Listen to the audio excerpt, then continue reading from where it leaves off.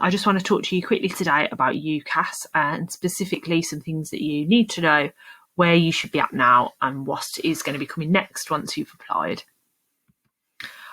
So firstly, we've had lots of questions recently about UCAS and things you should probably know already. So I just want to run through a few frequently asked questions and some basics about the UCAS application process. So firstly, you can only apply to 5 different courses at university. You don't have to apply for 5. You can apply for fewer than 5 if you want to, but 5 is the maximum. So that's 5 choices you can put down, and that's any 5 courses. They could be at different universities, or you may possibly apply for 2 similar courses at the same university.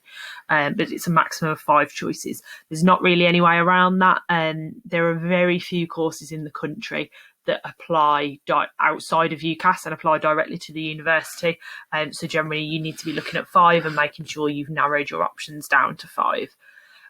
Within those 5 choices, you should have a mix of aspirational choices, possibly one aspirational choice of somewhere that you think you'd really, really love to go if you got the grades, but you feel that will be quite a push to get those grades.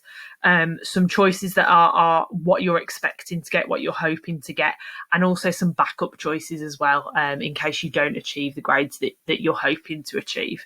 If you want any more information on that or to discuss those choices, please come and see either myself or Miss Darby and we can discuss those with you. Once you have applied, and I'll talk about this a little bit later on, but once you've applied, the universities will give you offers, and once you have all of your offers in, you then have to narrow it down to 2 choices: your firm choice and your insurance choice. So your firm choice will be the choice that you're going to if you meet the entry requirements and if you get the grades that you're hoping for, and your insurance choice will be the backup choice in case you don't get those grades. The other 3 choices, or as many as you've put down, will then be forfeited once you've made that decision, but you have to make that decision. You won't have to do that until you've heard from all of your universities, and this will be around sort of February, March time that you'll be making that decision at the earliest, and we'll give you more information about that closer to the time. It costs to submit your application. I know this has come as a surprise to a few people. If you're applying for just one university, it's £20, and if it's any more than that, it's £26. You can pay it by debit or credit card online when you submit your application.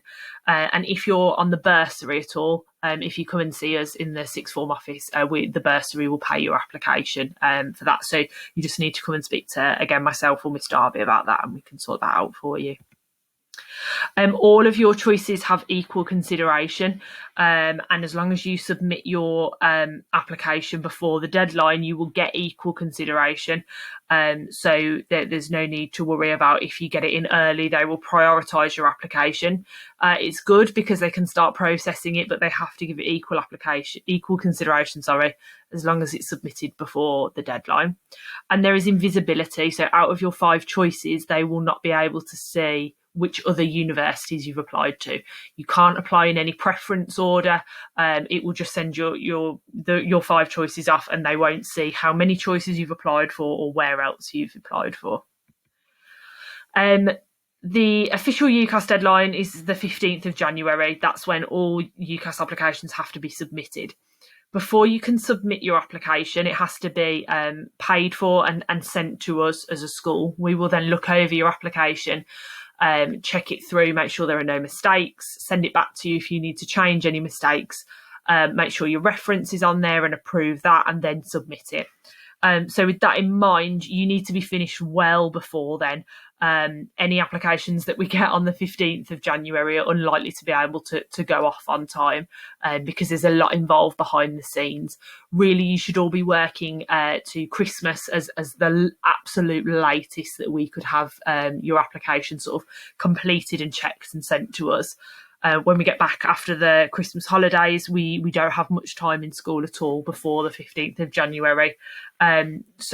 So really everything you need to be working on, the absolute latest that things should be completely finished is by Christmas.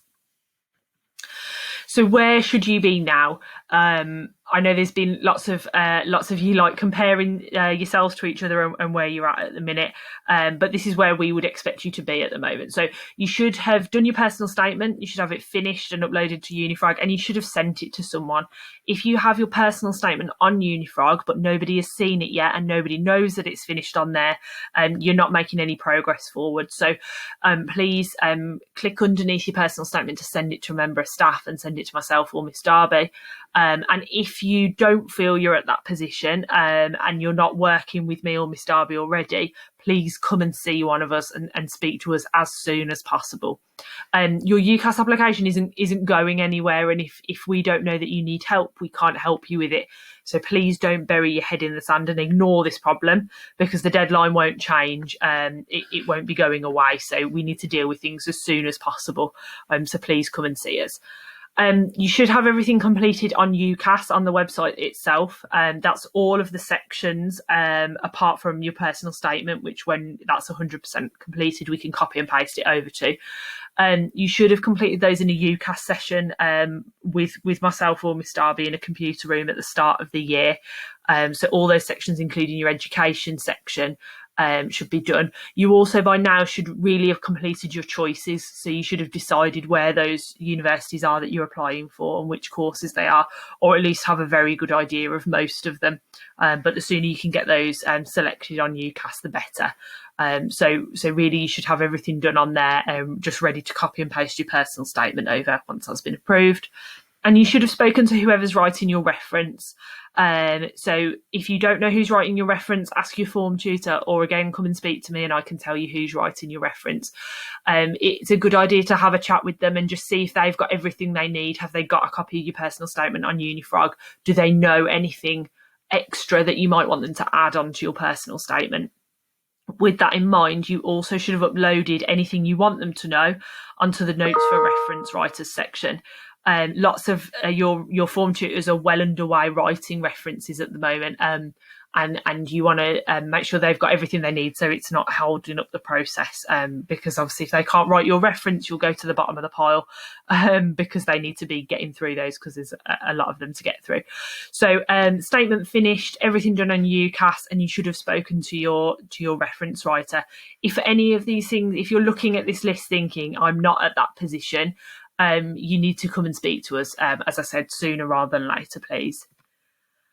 So just in case you're not sure where to add that notes for reference writers on Unifrog, when you go on, you can see there's the different coloured boxes, and just underneath where it says UK personal statement, where you'll have been doing your personal statement on Unifrog, there's a bright pink box that says notes for reference writers. If you click on that tool and scroll down to the bottom, you'll see all your subjects there, but what you need to be doing is adding information in the overall reference writer. If you just click add, you can type whatever you want, any notes you want to give them.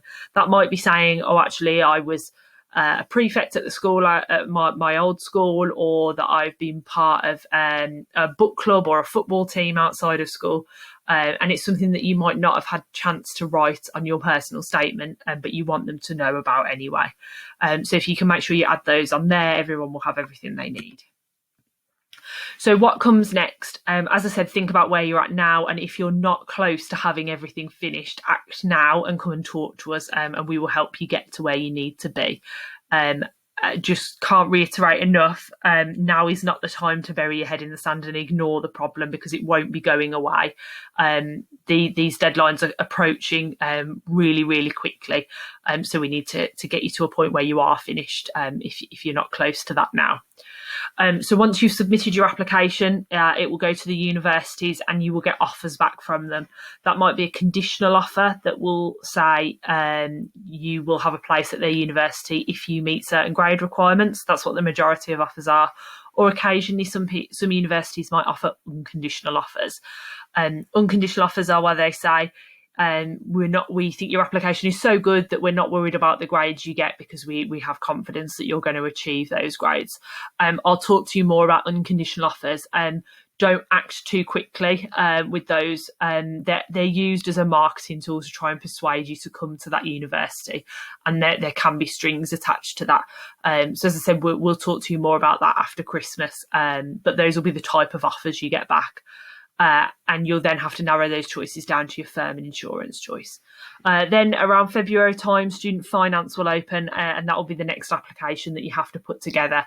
It doesn't take as long as your overall UCAS application, and it is more factual information from you and your parents and carers about your financial situation and what money you'll be entitled to. So that'll all be coming up after Christmas. Again, if you have any questions about any of this, please come and see me. And I can help you with that. Hope that makes sense to everyone. And if you need anything, let us know. Thanks very much. Bye.